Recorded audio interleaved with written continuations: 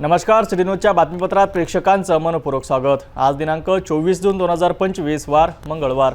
बातमीपत्राची सुरुवात करूया सुविचारमालेने। स्वतःची क्षमता पाहण्यापूर्वी त्याची परीक्षा करा। आजचा सुविचार आपण बघितला। आता बघूया बातमीपत्रातील ठळक बातम्या।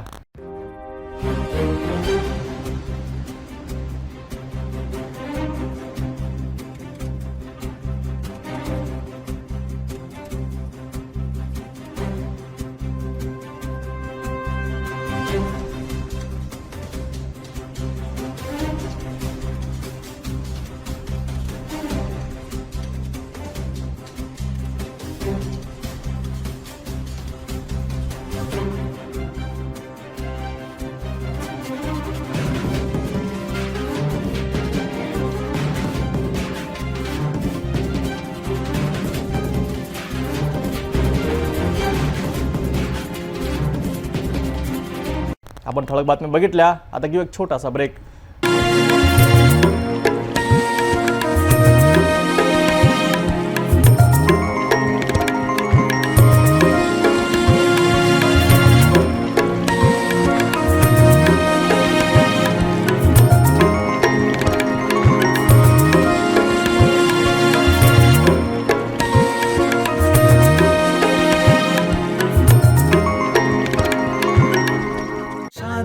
और ब्याह की शुरुआत आराधना साड़ी के साथ।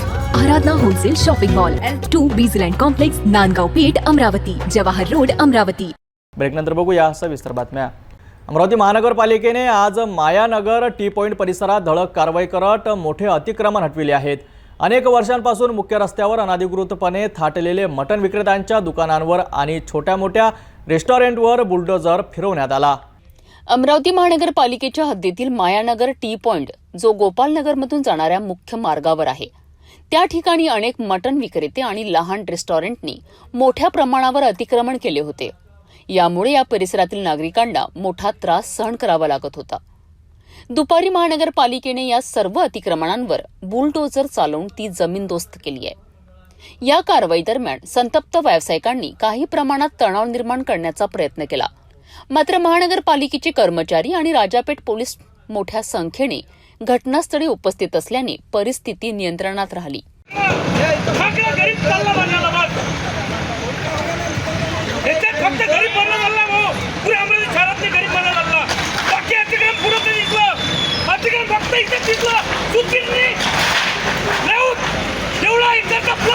इथे दिसलं फक्त, बाकी कोणी नाही दिसलं, फक्त इथे दिसलं। पण कोणीच नाही दिसलं ना। कोणाला फोन केले तुम्ही? भाऊले फोन केले, सगळ्यांनी फोन केले, काही नाही आलं कोणी। हे लक्षात ठेवा, फक्त गरिबासाठी फक्त एकच दिसलं। कोण दिसलं? फक्त शासन दिसलं, पण गरिबावर अत्याचार दिसला। हे फक्त आवाज आहे, हा गरिबाचा आवाज आहे, हे सगळ्या गरिबासाठी आवाज आहे। मुख्य रस्त्यावर मटण विक्रेत्यांमुळे आणि व्यसनाधीन व्यक्तींच्या वावरामुळे नागरिकांना होणारा त्रास लक्षात घेता महानगरपालिकेने ही मोठी कारवाई केली आहे। महानगरपालिका आयुक्त, पोलीस आयुक्त आणि राजापेठ पोलिसांच्या सहकार्यामुळे ही मोहीम यशस्वीपणे पार पडली आहे। अतिरिक्त आयुक्त माननीय उपायुक्त प्रशा यांच्या आदेशाने मायानगर ते गोपालनगर टी पॉइंट जे एमआयडीसीचा जो मुख्य रस्ता आहे, त्या रस्त्यावर अनेक बरेच मटण विक्रेत्यांनी, व्यवसायधारकांनी मटण लावून रस्त्यावर घाणपून केलेला होता। त्यांनी निघणाऱ्या दिवसापासून अनेक लोकांना यातून त्रास झालेला होता। आम्ही आज पूर्णपणे सर्व धाबे, रेस्टॉरंट वगैरे सर्व तोडण्यात आलेले आहे। कारवाई यशस्वी झालेली आहे आणि माननीय आयुक्त सीपी साहेब यांच्या माध्यमातून खूप सहकार्य होता। राजापेठ पोलीस स्टेशनचा सुद्धा सहकार्य होता। त्यांच्या सहकार्याने कारवाई यशस्वी झालेली आहे। अमरावती महानगरपालिकेची ही कारवाई शहरातील अतिक्रमणाविरोधात एक महत्त्वाचे पाऊल मानले जात आहे। यामुळे नागरिकांना दिलासा मिळाला असून मुख्य मार्ग मोकळा झाला आहे। भविष्यात अशा प्रकारे शहराला अतिक्रमण मुक्त करण्यासाठी महानगरपालिका कटिबद्ध असल्याचे दिसून येत आहे। या आणि अशाच बातम्यांसाठी पाहत रहा सिटी न्यूज।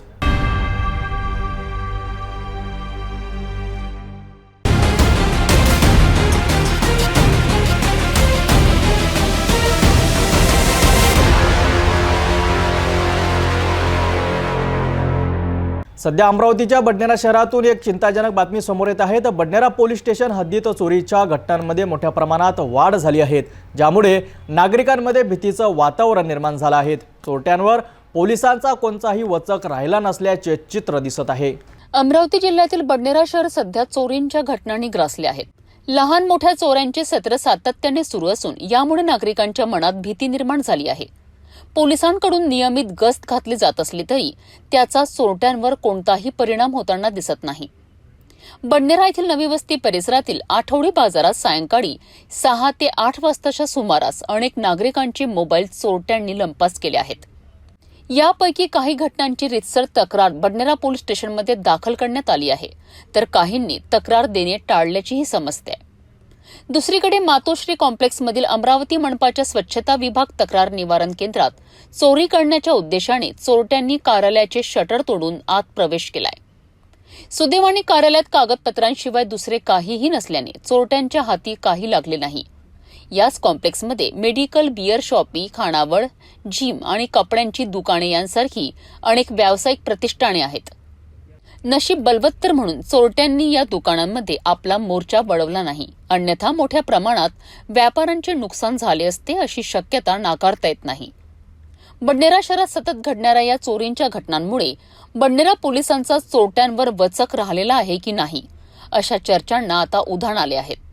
नागरिकांमध्ये वाढलेली भीती आणि पोलिसांवरील प्रश्नचिन्ह यामुळे परिस्थिती गंभीर बनली आहे. बडनेरा पोलीस स्टेशनचे वरिष्ठ पोलीस निरीक्षक सुनील चव्हाण यांच्यासमोर आता या चोरट्यांना शोधण्याचे मोठे आव्हान उभे राहिले आहेत. तर बडनेरा शहरातील ही परिस्थिती खरंच चिंताजनक आहे. तर पोलीस प्रशासनाने याकडे गांभीर्याने लक्ष देऊन नागरिकांना सुरक्षिततेचा प्रदान करणे अत्यंत आवश्यक आहे. या घटनेवर आमचे लक्ष असेल आणि पुढील अपडेटसाठी पाहत रहा सिटी न्यूज. अमरावतीमधून एक मोठी बातमी समोर येत आहे, जिथे माजी राज्यमंत्री बच्चू कडू आणि यांना अमरावती जिल्हा सहकारी बँकेच्या अध्यक्षपदावरून हटविण्याच्या प्रकरणात नागपूर उच्च न्यायालयाच्या खंडपीठाने स्थगन आदेश जारी केले आहेत. या निर्णयानंतर बच्चू कडू यांच्या समर्थकांनी बँकेबाहेर जोरदार जल्लोष केला. अमरावती जिल्हा सहकारी बँकेचे अध्यक्ष आणि माजी राज्यमंत्री बच्चू कडू यांच्याकरिता ही एक मोठी दिलासादायक बातमी आहे. त्यांना जिल्हा बँकेच्या अध्यक्षपदावरून हटवण्याच्या निर्णयाला नागपूर उच्च न्यायालयाच्या खंडपीठाने सध्या स्थगिती दिली आहे. ही बातमी त्यांच्या समर्थकांपर्यंत पोहोचताच जिल्हा बँकसमोर उत्साहाचे वातावरण निर्माण झाले आहे.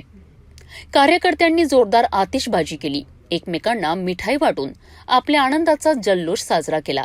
यावेळी बच्चू कडू यांनी याला सत्याचा विजय म्हटले. त्यांनी सांगितले की न्यायव्यवस्थेवर त्यांचा नेहमीच विश्वास राहिला आहे आणि हा निर्णय त्याचेच प्रतीक आहे.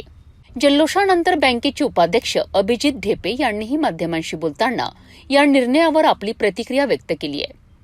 हा घटनाक्रम अमरावतीमधील सहकार राजकारणात एक महत्त्वाचे वळण मानला जात आहे.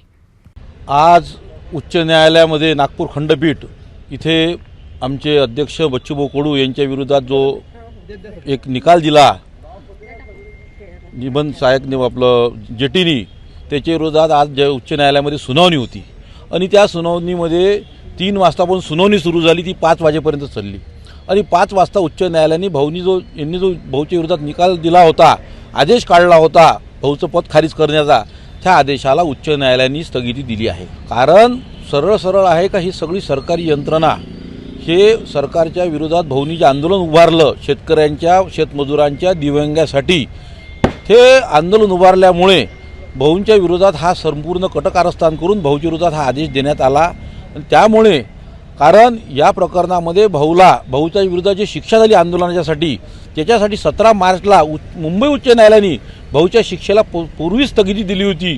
फक्त शब्दाचा खेळ करून या सरकारी यंत्रणेच्या अधिकाऱ्यांनी, कारण ज्या अधिकाऱ्यांनी हा निकाल दिला त्या अधिकाऱ्यावर जळगाव इथे अँटी करप्शनची केस आहे आणि त्या अधिकारी हा भ्रष्ट अधिकारी आहे आणि त्याच्यामुळे तुला या अधिकाऱ्यातून वाचवतो असा शब्द इच्छा राज्यकर्त्यांनी देऊन बच्चूभाऊंनी शेतकरी आंदोलन केलं. त्याच्या विरोधात राग म्हणून, एक आसूड म्हणून त्यांनी हा आदेश संबंधित पारित करून घेतला. परंतु नागपूर उच्च न्यायालयात आम्ही जाऊन की भाऊच्या शिक्षेला स्थगिती आहे आणि त्याच्यामुळे हा आदेश आपण स्थगित करावा, रद्द करावा अशी मागणी केली आणि आज उच्च न्यायालयाने आम्हाला आमच्या जिल्हा बँकेच्या अध्यक्षांना न्याय दिला असं माझं मत आहे. नाही आम्हाला अद्यापर्यंत आजच्या तारखेपर्यंत 13 मेचा आदेश मिळाला नाही. माझं स्पष्ट मत आहे की जे अधिकारी श्री नासरे यांनी जे आदेश काढला बॅकडेटमध्ये काढला, कारण त्यांनी 13 मेला स्पष्ट उल्लेख आहे की त्यांनी 13 मेला एक लिगल ओपिनियन मागितलं नागपूर AGPला का मी कन्फ्यूज आहे या ऑर्डरबद्दल, तुम्ही मला एक मार्गदर्शन करा, लिगल मार्गदर्शन करा, लिगल ओपिनियन द्या, त्याच्यानंतर मी आदेश पारित करेन. आणि त्याच्यानंतर लगेच हा 1162 नंबरला त्याचं लिगल ओपिनियन मागितलं आणि 1162(1) त्यांनी भाऊंचा हा आदेश 13 मेमध्ये दाखवला. हा माझा स्पष्ट आरोप आहे का बॅकडेटमधला आदेश आहे. फक्त इथचे जे आपले मंत्री महोदय आहेत, जे पालकमंत्री महोदय आहेत, यांचे माझे माहिती अशी आहे की संबंधित अधिकारी हे त्यांचे नातेवाईकसुद्धा आहेत अशी माझी पक्की माहिती आहे. परंतु शेतकऱ्यासाठी आंदोलन करणाऱ्या माणसावर जर असा हे सरकार अन्याय करत असेल तर खरंच हे शेतकरी धारणेचं सरकार आहे का, हा एक प्रश्न करून मला आहे. तर ही होती अमरावती जिल्हा सहकारी बँकेशी संबंधित मोठी बातमी, जिथे बच्चू कडू यांना मिळालेल्या अंतरिम दिलासामुळे त्यांच्या समर्थकांमध्ये नवा उत्साह संचारला आहे. या प्रकरणात पुढे काय घडामोडी होतात यावर आमची नजर असेल. तोपर्यंत पाहत रहा सिटी न्यूज. शहरात सुरू असलेल्या मुसळधार पाऊस आणि सोसाट्याच्या वाऱ्यामुळे अनेकदा जनजीवन विस्कळीत होत आहे. आज दुपारी एक अशी घटना समोर आली ज्याने सर्वांनाच धक्का बसला. जिल्हा सामान्य रुग्णालयाच्या शवविच्छेदन गृहाजवळ रस्त्याच्या कडेला असलेले एका विशाल झाड अचानक कोसळले. या घटनेत एक महिला थोडक्यात बचावली. त्यांना किरकोळ दुखापत झाली आहेत. शहरात गेल्या काही तासांपासून सुरू असलेल्या मुसळधार पाऊस आणि वादळी वाऱ्यांनी अनेक भागांतील झाडांचे नुकसान केले आहे. अशीच एक धक्कादायक घटना दुपारी जिल्हा सामान्य रुग्णालयाच्या अगदी समोर घडली आहे. मिळालेल्या माहितीनुसार एक जुने आणि भले मोठे झाड अचानक कोसळले आणि रस्त्यावर येऊन पडलेत. ज्यावेळी हा अपघात झाला त्यावेळी सुभाष खंडारे त्यांच्या पत्नीसह दुचाकीवरनं त्याच रस्त्याने जात होते. सुदैवाने खंडारे आणि त्यांच्या पत्नीचा मोठा अपघात होता टळला. मात्र झाड अंगावर पडल्याने त्यांच्या पत्नीच्या डोक्याला किरकोळ दुखापत झाली आहे. घटनास्थळी उपस्थित असलेल्या एका सतर्क वाहतूक पोलिसांनी तात्काळ मदतीसाठी धाव घेतली. त्यांनी केवळ जखमी महिलेला मदत केली नाही तर वाटसरूंच्या मदतीने कोसळलेले झाड बाजूला करण्यासाठीही महत्वाची भूमिका बजावली, ज्यामुळे वाहतूक पुन्हा सुरळीत झाली. ही घटना पुन्हा एकदा मनपाच्या उद्यान विभागाच्या जबाबदारीवर प्रश्नचिन्ह निर्माण करते. शहरात अनेक ठिकाणी अशीच कच्ची आणि जुने झाडे आहेत जी मुसळधार पाऊस आणि सोसाट्याच्या वाऱ्यात कधीही कोसळू शकतात. अशा अप्रिय घटना टाळण्याकरिता उद्यान विभागाने तात्काळ या झाडांची पाहणी करून ती सुरक्षित करण्याकरिता पावले उचलणे आवश्यक आहे.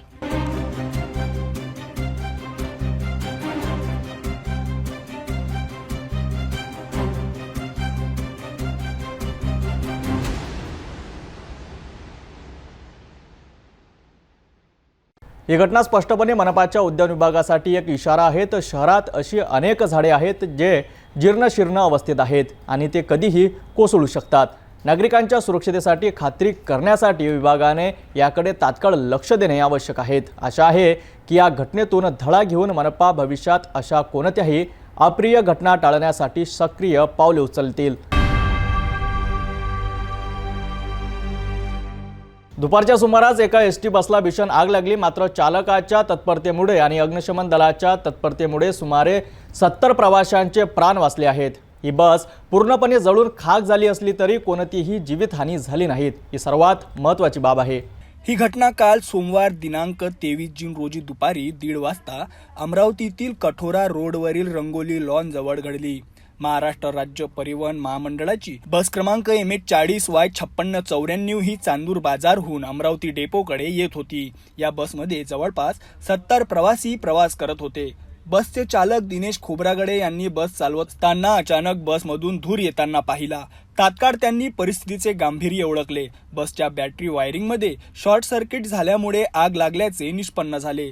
चालक दिनेश खोब्रागडे आणि कंडक्टर यांनी जराही वेळ न घालवता बस रस्त्याच्या कडेला थांबवली आणि सर्व 70 प्रवाशांना सुखरूप बसमधून खाली उतरवले.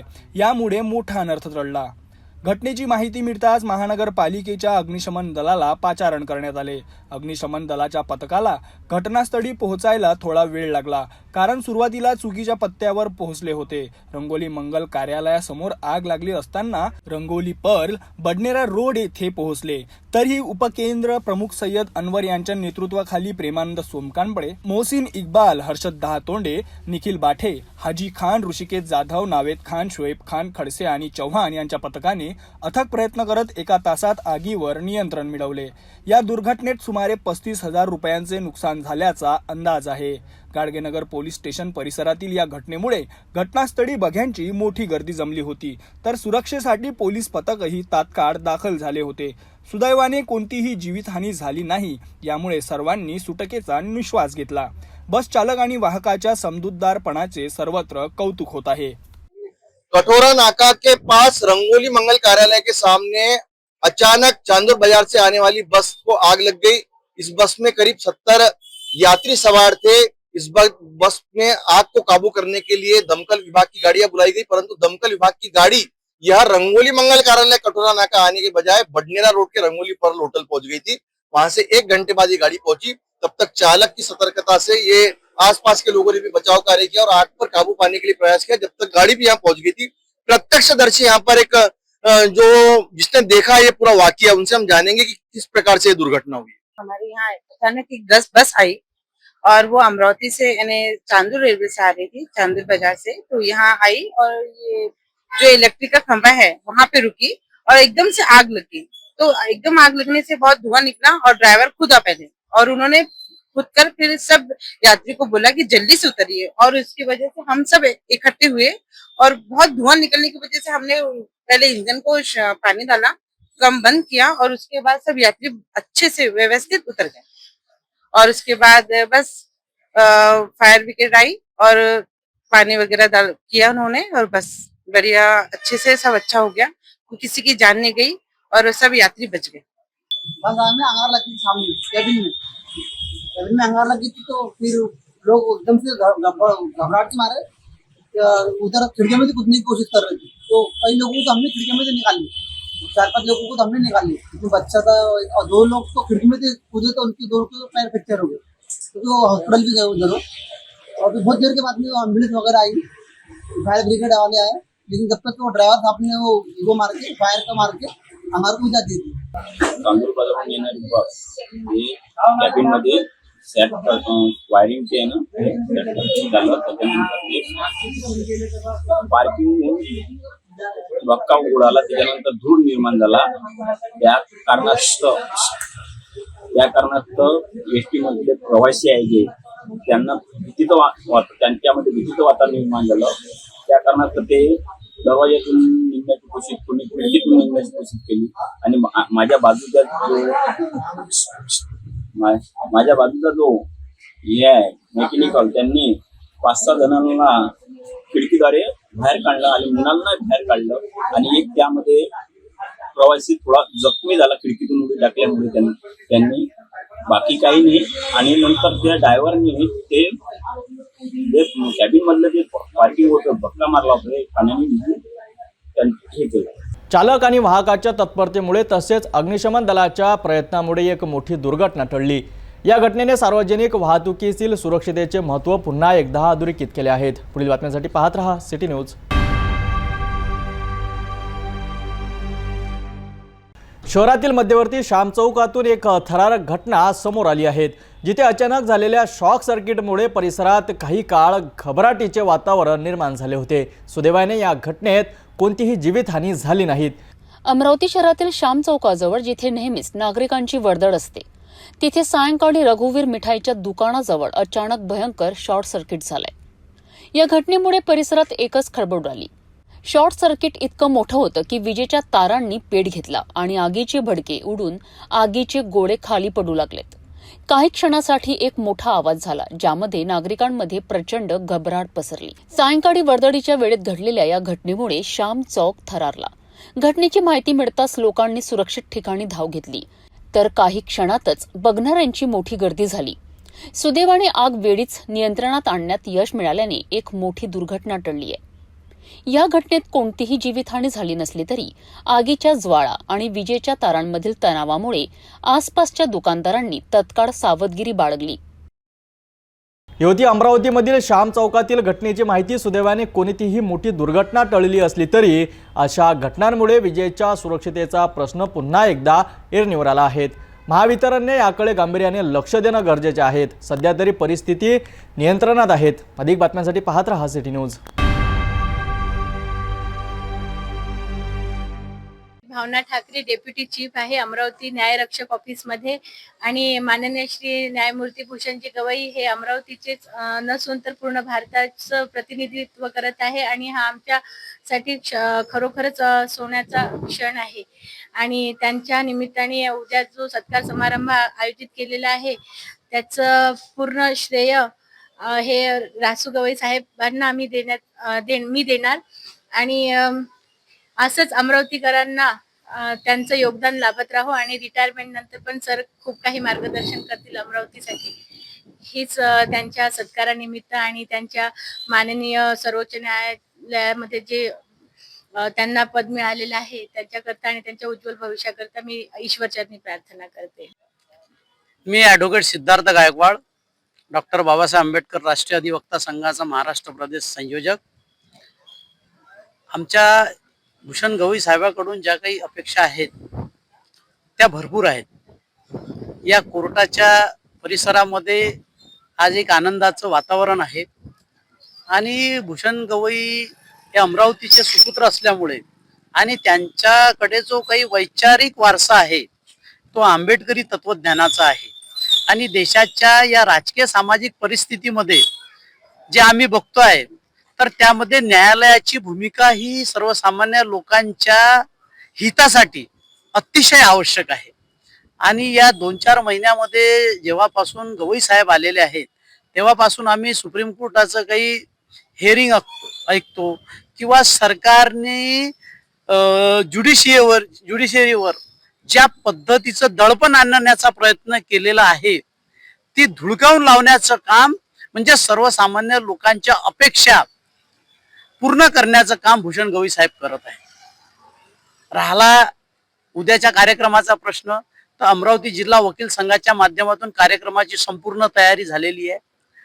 सर्व प्रतिष्ठित लोकांना त्यांच्या पासेस गेलेले आहेत आणि सर्व आनंदमय वातावरण आहे. उद्याचा कार्यक्रम हा अतिशय चांगला होईल आणि येणाऱ्या काळामध्ये भूषण गवई साहेब लोकशाही वाचवण्याच्या दृष्टीनं असा उत्कृष्ट निर्णय देतील अशी अपेक्षा अमरावती करत नाही तर भारतीय संपूर्ण जनता करत आहे. एकूणच लोकशाही वाचली पाहिजे आणि या भारताच्या लोकतंत्रामध्ये ज्या प्रकारे अमरावतीला जो गौरव मिळालेला आहे यामध्ये सरन्यायाधीश भूषण रामकृष्ण गवई यांचं उद्या आगमन होत आहे आणि यांच्या आगमनाची तयारी अमरावती वकील संघाच्या वतीने मोठ्या प्रमाणात होत आहे. येथे न्यायमूर्ती नितीन सांबरे, न्यायमूर्ती अनिल किलोर, न्यायमूर्ती प्रवीण पाटील, न्यायमूर्ती सुधाकर यालगुंडा यांची विशेष उपस्थिती असणार असून ॲडव्होकेट आशिष देशमुख सदस्य बार काउन्सिल ऑफ इंडिया आणि ॲडव्होकेट परिजात पांडे सदस्य bar council Maharashtra and Goa यांच्या प्रमुख उपस्थितीमध्ये या वकील संघाचे अध्यक्ष ॲडव्होकेट सुनील देशमुख आणि त्यांची सर्व टीम या स्वागतासाठी तयारी करत. ॲडव्होकेट भरत खडसे, आदरणीय भूषण गवई साहेब सर्वोच्च न्यायालय यांच्या आगमनाप्रित्यर्थ यांच्या सत्काराप्रित्यर्थ अमरावती बार काउन्सिलने जयंत ही तयारी केलेली आहे. विविध प्रकारच्या टीम आम्ही तयार केल्या आहे कोर्टामध्ये. म्हणजे कोणतं काम कोणाकडे असायचं, साहेबांचं आगमन विमानतळापासून तर डायसपर्यंत परत जायपर्यंत वेगवेगळ्या विंग्स आपण केलेल्या आहेत. या कार्यक्रमाप्रित्यर्थ एक रक्ततुलाचा फार मोठा कार्यक्रम आपण केला आहे. म्हणजे अमरावतीमध्ये न भूतो न भविष्यात असा एक मोठा कार्यक्रम म्हणजे जस्टिस गवई साहेबांना रक्ताने आम्ही तोलणार आहोत. वकील बंधू, न्यायालयात काम करणारे कर्मचारी, इतर लोकांनी कोर्टाच्या प्रिमायसेसमध्ये रक्तदान केलं आहे. म्हणजे एकूण एकदम आनंददायक असं वातावरण आहे. गवई साहेब श्रीजा झाल्यानंतर जो जाणकार वर्ग आहे, जो पीडित वर्ग आहे, त्यांच्या एक आशा फार मोठ्या प्रमाणात प्रलंबित झालेला आहे. भारतीय लोकशाही वाचवण्यासाठी त्यांचं जे काही धडपड आणि त्यांचं येणारं जे काही सायटेशन दिसत आहेत त्यावरून खूप मोठी आशा आणि भारतीय लोकांची आमची मनोकामना की त्यांच्या एकूण कार्यकाळामध्ये भारतीय लोकशाही अधिक प्रबळ होईल अशी आशा आहे आणि कार्यक्रमाच्या सर्वांना शुभेच्छा. धन्यवाद. मी ॲडव्होकेट संगपाल युवराज अढा, डॉक्टर बाबासाहेब आंबेडकर अधिवक्ता संघाचा या ठिकाणचा एक सामान्य कार्यकर्ता, तसेच अमरावती जिल्हा वकील संघाचा एक सामान्य सदस्य या नात्याने आपल्या देशाचे सरन्यायाधीश सर्वांचे भूषण माननीय भूषणजी गवई साहेब यांचं भारताचे सर्वोच्च न्यायाधीश झाल्यानंतर अमरावती येथे सर्वप्रथम आगमन होत आहे. सर्व अमरावतीच नव्हे तर विदर्भच नव्हे तर संपूर्ण महाराष्ट्रासाठी ही एक अतिशय अभिमानाची गोष्ट आहे. आणि या अशा अभिमानास्पद कार्याच्या दिवशी जिल्हा अमरावती वकील संघाने भूषणजी गवई यांच्या स्वागतासाठी एक अतिशय चांगला सत्कार सोहळा सर्व वकील, सामाजिक संघटना, अमरावतीकरांच्या सर्वसामान्य लोकांच्या मनातील एक भावना व्यक्त करण्यासाठी पोटे कॉलेज या ठिकाणी त्या ऑडिटोरियम मध्ये एक भव्य दिव्य असा कार्यक्रम या ठिकाणी आयोजित केला आहे. त्या कार्यक्रमाला अमरावती वकील संघाच्या वतीने वेगवेगळ्या सदस्यांच्या वेगवेगळ्या टीम तयार करून त्यांना आपापल्या जबाबदाऱ्या देऊन, जसे रक्त संकलन करणारी टीम असेल, आसन व्यवस्था असेल, भोजन समिती आहे, मान्य साहेबांना विमानतळ ते रेस्ट हाऊस आणि रेस्ट हाऊस ते कार्यक्रमस्थळी नेणारी एस्कॉर्टिंग करणारी समिती आहे. अशा असंख्य समित्या आणि अमरावती जिल्हा वकील संघाचे असंख्य सदस्य या कार्यक्रमासाठी मागच्या 2 महिन्यापासून अहोरात्र झटत आहेत. प्रत्येक जण त्यांचा वेळ, कष्ट, पैसा, बुद्धी सर्व देऊन या देशाला जी लोकशाही परमपूज्य डॉक्टर बाबासाहेब आंबेडकरांनी दिली, भारतीय संविधानाच्या माध्यमातून त्यांचं संरक्षण करण्याकरिता माननीय भारतजी भूषण गवई साहेब यांच्या रूपाने या सर्वोच्च न्यायालयाला एक अतिशय चांगले न्यायाधीश मिळाले आणि ते आपल्या अमरावतीमधून आहेत. या कार्यक्रमाला एक अमरावतीकरांचं डिवोशन म्हणून किंवा ज्या वकील संघाच्या माध्यमातून ते या सर्वोच्च स्थानाला पोहोचले अशा त्या व्यक्तीच्या प्रती अमरावती जिल्हा वकील संघाच्या भावना ह्या शब्दरूपीच न जाता त्या रक्ताच्या रूपातूनही गेल्या पाहिजेत. हा एक आमचा एक मानस आहे. हाच एक मानस आणि एक अभिमान उराशी बाळगून आमच्या वकील संघाच्या वतीने साहेबांची उद्याच्या सत्कार प्रसंगी रक्ततुला करण्यात येत आहे. या कार्यक्रमाला मुंबई उच्च न्यायालयाचे न्यायाधीश, सर्वोच्च न्यायालयाचे माजी सरन्यायाधीश तसेच विविध गणमान्य व्यक्ती, अमरावती शहरातलेच नव्हे तर अमरावती, वाशिम, अकोला, यवतमाळ, बुलढाणा, नागपूर, विदर्भातल्या 12ही जिल्ह्यातून वेगवेगळ्या प्रतिष्ठित संघटनेचे लोक, वेगवेगळे पुरस्कार प्राप्त लोक आणि समस्त लोकांसाठी हा कार्यक्रम या ठिकाणी आयोजित केला आहे. सर्व त्या कार्यक्रमाला येतील, साहेबांचा सत्कार, कौतुक करतील. कारण साहेब सर्वोच्च ठिकाणी आहेत, परंतु आपल्या घरून सुद्धा, कुटुंबाकडून सुद्धा कौतुक होणं ही फार गरजेची गोष्ट आहे. आणि त्या कौतुक सोहळ्याचा, सत्कार सोहळ्याचा अमरावती जिल्हा वकील संघाच्या माध्यमातून आम्ही सर्व वकील सदस्य त्या सोहळ्याचा एक भाग आहोत. त्या गोष्टीचा आम्हाला अभिमान वाटते व भविष्यात साहेबांसारखेच कर्तृत्ववान लोक, न्यायमूर्ती या न्यायदानाच्या प्रक्रियेमध्ये साहेबांचा आदर्श घेऊन या समाजामध्ये निर्माण होतील व समाजाला लोकशाही विमुख समाज व्यवस्था निर्माण करण्यात त्यांचा कार्यभार लागेल. अशीच या प्रसंगी आम्ही जिल्हा वकील संघाच्या वतीने तसे डॉक्टर बाबासाहेब आंबेडकर राष्ट्रीय अधिवक्ता संघाच्या वतीने आम्ही आशा व्यक्त करतो. पुढच्या उद्याच्या होणाऱ्या कार्यक्रमाला सर्वांना शुभेच्छा आणि एक विशेष आवाहन करतो की सर्वांनी एक ड्रेस कोड मध्ये शांततेमध्ये कार्यक्रमाचा आनंद घ्या. कार्यक्रमाला या तुमच्या या ऐतिहासिक सोहळ्याचे तुम्ही साक्षीदार व्हा व आम्हाला तुमची सेवा, तुमचं कौतुक, सत्कार करण्याची एक संधी द्या. धन्यवाद. तिचे गौरव सरन्यायाधीश भूषण गवई साहेब यांचा सत्कार सोहळा हा अमरावती वकील संघाच्या वतीने उद्या 25 तारखेला सायंकाळी 6 वाजता स्वामी विवेकानंद सभागृह, पोटे कॉलेज अमरावती येथे आयोजित करण्यात आलेला आहे. विशेष म्हणजे यासाठी संपूर्ण वकील संघाच्याकडून त्यांची रक्ततुला केल्या जाणार आहे. आपल्यासोबत अमरावतीचे माजी महापौर ॲडव्होकेट किशोर शेळके आहेत. त्यांच्यासोबत जाणून घेऊया की काय त्यांच्या प्रतिक्रिया. भारताचे सरन्यायाधीश आणि अमरावतीचं भूषण न्यायमूर्ती भूषणजी गवई यांचा सत्कार समारोह उद्या दिनांक 25ला स्वामी विवेकानंद ऑडिटोरियम पोटे कॉलेजला आयोजित केलेला आहे. त्यानिमित्ताने अमरावती वकील संघाच्या वतीने रक्ततुला हा कार्यक्रम एक आयोजित 20 आणि 21 तारखेला आयोजित केलेला होता. त्या रक्ततुलाच्या कार्यक्रमासाठी रक्तदान करण्यासाठी म्हणून आम्ही वकील संघाने सगळ्यांना प्रेरित केलं आणि त्याप्रमाणे 20 तारखेला शुक्रवारी पहिल्या दिवशी रक्तदान शिबिर झालं आणि त्याचप्रमाणे दुसऱ्या दिवशी सुद्धा 21 तारखेला रक्तदान शिबिर झालं. त्यामध्ये अमरावती वकील संघातील सर्व सभासदांनी स्वतःहून भाग घेऊन रक्तदान केलं आणि आता आजच्या परिस्थितीमध्ये आमच्याकडे जे रक्त गोळा झालेलं आहे ते अमरावती रक्तदान समिती आणि doctor Panjabrao Deshmukh medical college यांच्या मार्फत यांच्या मदतीने हे रक्तदान शिबिर आयोजित केल्यानंतर जे रक्त आम्ही गोळा केलेलं आहे तर त्याचंही रक्ततुला उद्या भारताचे सरन्यायाधीश भूषणजी गवई यांची रक्ततुला त्या ठिकाणी होईल आणि हे एक अमरावतीसाठी एक भूषण आहे की रक्ततुला हा कार्यक्रम फार क्वचितच केला जात असतो कारण की याच्यासाठी रक्तदान शिबिर फार मोठ्या प्रमाणात आयोजित करावं लागत असते. भारताच्या राष्ट्रपती प्रतिभाताई पाटील त्याबरोबर उपराष्ट्रपती यांची रक्ततुला झाली होती आणि त्यानंतर राज्यपालांची सुद्धा रक्ततुला झाली होती आणि त्यानंतर अमरावतीमध्ये रक्ततुला होण्याचा कार्यक्रम हा भारताचे सरन्यायाधीश भूषणजी गवई यांच्या खात्यामध्ये लिहिला जाईल आणि ह्या अमरावतीकरांसाठी एक आनंदाचा क्षण असेल.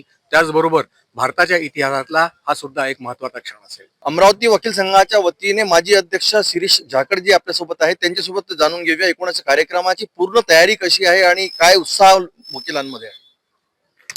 सर्वप्रथम मी सर्व अमरावतीवासियांचे अभिनंदन करतो कारण की सन्माननीय प्रतिभाताई पाटील या राष्ट्रपती झाल्यानंतर हा दुसरा एक क्षण आहे आपल्यासाठी की सर्वोच्च पद आपल्या अमरावतीतून एक देशाला दिलं जात आहे. सन्माननीय सर्वोच्च न्यायालयाचे सरन्यायाधीश श्री गवई सर यांचा उद्या अमरावतीतर्फे सत्कार आयोजित केलेला आहे. अमरावतीसाठी भूषणावह गोष्ट अशी आहे की भूषण सरांनी किंवा गवई सरांनी जे आहे ते सर्वात पहिले हे म्हटलं होतं की मला अमरावतीतच पहिला सत्कार घ्यायचा आहे, बाकीच्यांना मी नंतर सत्कार देईल आणि सत्काराची वेळ देईल.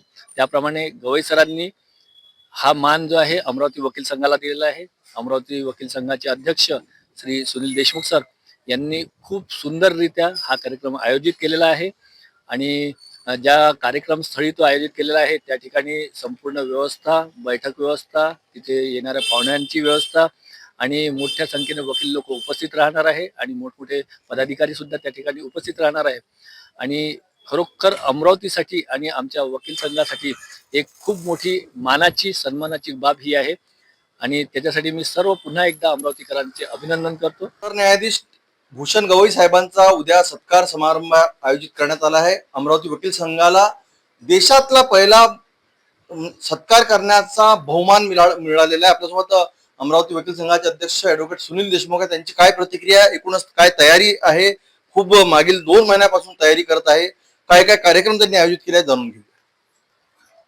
अमरावती जिल्ह्याकरता अतिशय भूषणाव आणि गौरवास्पद बाब म्हणजे अमरावतीचे भूमिपुत्र माननीय श्री न्यायमूर्ती भूषणजी गवई हे भारताच्या सर्वोच्च न्यायालयाचे सरन्यायाधीशपदी 14 मे 2025 रोजी विराजमान झाले आणि एवढं सर्वोच्च पद अमरावती शहरामध्ये दुसऱ्यांदा आपल्याला प्राप्त झालं. यापूर्वी भारताच्या राष्ट्रपती म्हणून प्रतिभाताई पाटील महामहिम प्रतिभाताई पाटील विराजमान झाल्या होत्या आणि त्यानंतर आज दुसऱ्यांदा या न्यायव्यवस्थेतील सर्वोच्च पदी आपल्या अमरावतीतील भूमिपुत्र माननीय श्री न्यायमूर्ती भूषणजी गवई विराजमान झालेले आहे आणि त्यामुळे निश्चितच हा अमरावती नगरीचा सन्मान आहे आणि ही अमरावती, कारण की गवई साहेबांनी अमरावतीच्या बारमध्ये देखील काही दिवस प्रॅक्टिस केली असल्यामुळे अमरावती बार असोसिएशनची ही नैतिक जबाबदारी आहे की एवढ्या मोठ्या पदी आपल्या अमरावतीचे भूमिपुत्र विराजमान झाल्यानंतर त्याचा यथोचित सत्कार करणे ही आपली जबाबदारी आहे आणि त्या अनुषंगानेच आणि माननीय न्यायमूर्ती श्री भूषणजी गवई यांनी देखील बार असोसिएशन तर्फे होणाऱ्या सत्कारामध्ये पहिला मान हा आपल्या अमरावती बारला दिला, कारण की त्यांची ही नेटिव्ह म्हणजे प्लेस आहे, अमरावती त्यांचा जन्म झालेला आहे, त्यामुळे इथल्या बारला त्यांनी पहिला मान दिलेला आहे. या अनुषंगाने आम्ही हा 25 जून 2025 रोजी कोटी इंजिनिअरिंग कॉलेजमधील स्वामी विवेकानंद या ठिकाणी हा सत्कार समारंभाचा कार्यक्रम आयोजित केलेला आहे. या कार्यक्रमाकरता प्रामुख्याने मुंबई उच्च न्यायालय खंडपीठ नागपूरचे प्रशासकीय न्यायमूर्ती माननीय श्री नितीनजी सांबरे, अमरावतीचे पालक न्यायमूर्ती माननीय श्री अनिलजी किलोर, दुसरे पालक न्यायमूर्ती माननीय श्री प्रवीणजी पाटील हे उपस्थित राहणार आहे. या सत्कार सोहळ्यामध्ये अमरावती महाराष्ट्र बार कौन्सिलचे अमरावतीचे पालक सदस्य श्री आशिष देशमुख, ॲडव्होकेट आशिष देशमुख आणि ॲडव्होकेट पारिजात पांडे देखील उपस्थित राहणार आहे। या सत्कार सोहळ्यामध्ये माननीय न्यायमूर्ती भूषणजी गवई यांच्या धर्मपत्नी तेजस्विनी गवई देखील उपस्थित राहणार आहे आणि सरन्यायाधीशांच्या मातोश्री श्रीमती कमलताई गवई देखील या कार्यक्रमाला उपस्थित राहणार आहे। या कार्यक्रमाला नागपुरातून, अमरावतीतून, विविध तालुक्यातून आणि 4-5 जिल्ह्यातून मंडळी इथे उपस्थित राहणार आहे आणि हा कार्यक्रम उद्या संध्याकाळी 6:30 वाजता आम्ही आयोजित केलेला आहे। या अनुषंगाने सगळ्यात महत्वाची बाब म्हणजे प्रथमतः आपण सरन्यायाधीश यांच्यासाठी रक्तदान शिबिर आयोजित करून त्यांची रक्ततुला आपण त्या ठिकाणी पहिले आयोजित होणार आहे आणि रक्ततुला झाल्याबरोबर ते स्थानापन्न होतील। विशेष बाब म्हणजे आजच्या या समारंभाची विशेष बाब म्हणजे यापूर्वीचे भारताचे सरन्यायाधीश, निवृत्त सरन्यायाधीश श्री रमण्णा साहेब देखील स्वतःहून या कार्यक्रमाला येऊन आलेले आहे आणि ते येत असल्यामुळे ते सुद्धा मंचावर स्थानापन्न होतील आणि त्यांनी आपली इच्छा व्यक्त केलेली, मला सरन्यायाधीश माननीय श्री भूषणजी गवई यांच्याबद्दल 2 शब्द बोलायचे आहे अशी त्यांची विनंती होती। त्यांच्या विनंतीला मान देऊन त्यांना ते इथे आमंत्रित आहे आणि ते मंचावर स्थानापन्न ते देखील आपल्याला म्हणजे भाषण देणार आहे त्या ठिकाणी। या व्यतिरिक्त आता सगळी तयारी आम्ही सगळ्या वकील संघातील सगळ्या सदस्यांच्या सगळ्यांच्या सहभागाने हा कार्यक्रम आम्ही करून आलेलो आहोत आणि उद्या नागपुरातून सर्व उच्च न्यायालयाचे खंडपीठ नागपूर येथील न्यायमूर्ती मंडळी इथे येणार आहे, सिनियर ॲडव्होकेट्स येणार आहे, गणमान्य व्यक्ती अमरावती शहरातील माजी मंत्री, आमदार, खासदार ही सगळ्यांना निमंत्रित केलेले आहे आणि ते सर्व या कार्यक्रमात उपस्थित राहणार। असा हा एक संपूर्ण सोहळा आहे। अमरावती वकील संघाची संपूर्ण कार्यकारिणी आणि आमच्या इथील सगळे ज्येष्ठ वकील, ज्युनियर मंडळी, आमचे समकालीन वकील मंडळी हे सगळे सहकार्य करून आले आणि अतिशय खेळीमेळीच्या वातावरणामध्ये आम्ही हा समारोह पार पडला। एकूणच अमरावती जिल्ह्यामधून म्हणजेच अमरावतीच्या न्यायालयातून आपल्या प्रॅक्टिसची सुरुवात करून आज दिल्लीमध्ये सर्वोच्च न्यायालयाचे सरन्यायाधीश होण्याचा जो बहुमान भूषण गवई साहेबांना मिळाला, त्यांचा प्रथम सत्कार हा अमरावती वकील संघाने आयोजित केला आहे आणि या संदर्भामध्ये अमरावतीच्या इतिहासामध्ये अजून एक भूषण, हे भूषण गवई साहेबांच्या नावाने त्यांची रक्ततुला करण्यात येत आहे। या अगोदर भारताच्या पहिल्या महिला राष्ट्रपती प्रतिभाताई पाटील यांची रक्ततुला करण्यात आली होती। त्यानंतर सुद्धा राज्यपाल स्वर्गीय दादासाहेब गवई यांची सुद्धा रक्ततुला करण्यात आली होती आणि आता न्यायाधीश भूषणजी गवई यांची रक्ततुला करण्याचा बहुमान हा अमरावती वकील संघाला मिळाला। कुठेतरी रुग्णसेवाचा एक संदेश हा अमरावती वकील संघाने दिलेला आहे आणि उद्या पोटे कॉलेजचे येथील स्वामी विवेकानंद सभागृहामध्ये आयोजित या कार्यक्रमामध्ये सायंकाळी 6 वाजता सर्व वकील जे आहेत ते प्रामुख्याने उपस्थित राहतील आणि विशेष म्हणजे ग्रामीण क्षेत्रातील तालुका स्तरापासून सुद्धा वकील संघाचे जे पदाधिकारी त्यांना सुद्धा निमंत्रित करण्यात आलं असून या कार्यक्रमाची गरिमा उद्या आपल्याला सिटी न्यूजच्या माध्यमातून बघायला मिळणार। मी कॅमेरा पर्सन मोहन विश्वकर्मासोबत नितेश किल्लेदार, सिटी न्यूज अमरावती।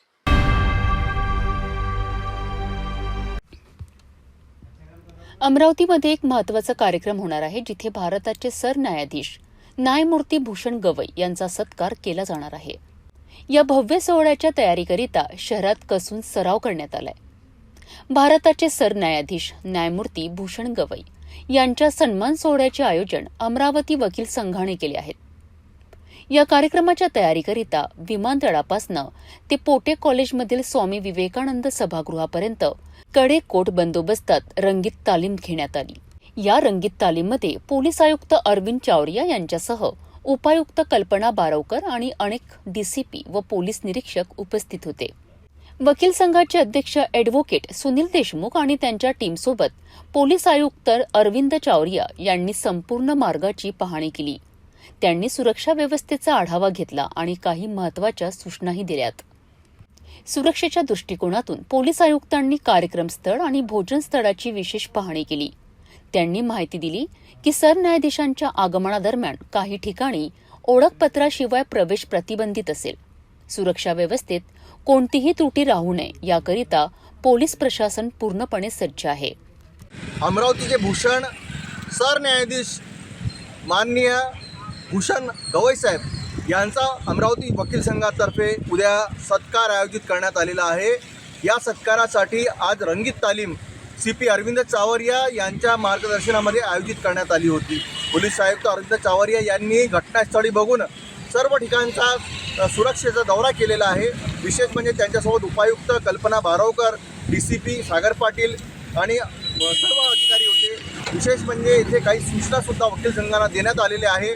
वकील संघाचे अध्यक्ष सुनील देशमुख, ॲडव्होकेट सुनील देशमुख त्यांच्यासोबत होते. अमोल मोडक त्यांच्यासोबत होते. त्यांनीसुद्धा सर्व सूचनेचं पालन करणार या प्रकारची ग्वाही दिली. जिथं जेवण करणार भूषण गवई साहेब ते सुद्धा घटनास्थळी जो गजानन महाराज सभागृह आहे ते सुद्धा बघितलेलं आहे.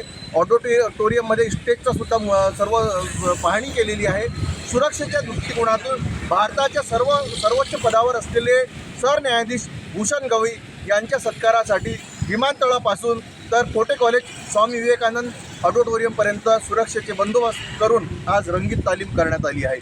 रंगीत तालीम पोलीस प्रशासनाकडून करण्यात आली असून उद्या सरन्यायाधीश भूषण गवई यांच्या स्वागताची तयारी पूर्ण झालेली आहे. येथे CP अरविंद चावरिया यांनी स्वतः इथे दौरा करून सर्व पाहणी केलेली आहे. स्टेजची पाहणी केलेली आहे. विशेष म्हणजे कुठे जेवण ठेवलेलं आहे ते सुद्धा स्थान त्यांनी बघितलेलं आहे. आणि वकील संघाला सुद्धा काही सूचना देण्यात आल्या आहेत. सुरक्षेच्या दृष्टिकोनातून पोलीस प्रशासन सज्ज आहे. पोलीस आयुक्त अरविंद चावरिया यांनी सर्व अधिकाऱ्यांना सुद्धा महत्वाच्या सूचना दिलेल्या आहे. उद्या कशा प्रकारे विमानतळापासून तर कार्यक्रम स्थळापर्यंत येथे कशा प्रकारे हा कॅनवा येईल त्याची रंगीत तालीम आज करण्यात आली आहे. यामध्ये सर्व अधिकारी, DCP, उपायुक्त कल्पना बारावकर, बाकी DCP अधिकारी आणि इन्स्पेक्टर सुद्धा इथे उपस्थित होते. मी कॅमेरा पर्सन मोहन सोबत हितेश किल्लेदार, सिटी न्यूज, अमरावती. भेटूया एका छोट्याशा विश्रांतीनंतर. तपोवन पासून फक्त 1.5 किलोमीटर अंतरावर राधानगरी लेआउट लेक व्ह्यू प्लॉट सह मोजकेच प्लॉट शिल्लक. त्वरित संपर्क करा 9930070667 किंवा 7620433325 या क्रमांकावर. विश्रांतीनंतर पुन्हा आपले स्वागत. अंजनवती कुर्रा रस्त्यावर झालेल्या एका भीषण अपघातात एका शेतमजूर महिलेला आपला जीव गमवावा लागला आहे. मोर्शी तालुक्यातील अंजनवती येथे एका 52 वर्षीय शेतमजूर महिलेला भरधाव ट्रकने चिरडल्याची धक्कादायक घटना समोर आली आहे. या दुर्दैवी महिलेचं नाव सिंधू बबन नाचनकर असं आहे. मिळालेल्या माहितीनुसार अंजनवती येथील रहिवासी सिंधू बबन नाचनकर या सकाळी शेतात कामासाठी गेल्या होत्या. काम संपवून त्या घरी परत येत असताना AP 39 TZ0117 या क्रमांकाच्या एका ट्रकने त्यांना चिरडलेत. हा अपघात इतका भीषण होता की सिंधू नाचरकर यांचा घटनास्थळीच मृत्यू झालाय.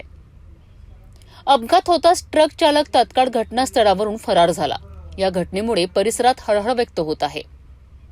घटनेची माहिती मिळताच कुर्रा पोलीस तात्काळ घटनास्थळी दाखल झालेत. पोलिसांनी पंचनामा करून मृतदेह ताब्यात घेतला आहे. या प्रकरणाचा पुढील तपास कुर्रा पोलीस करीत आहेत.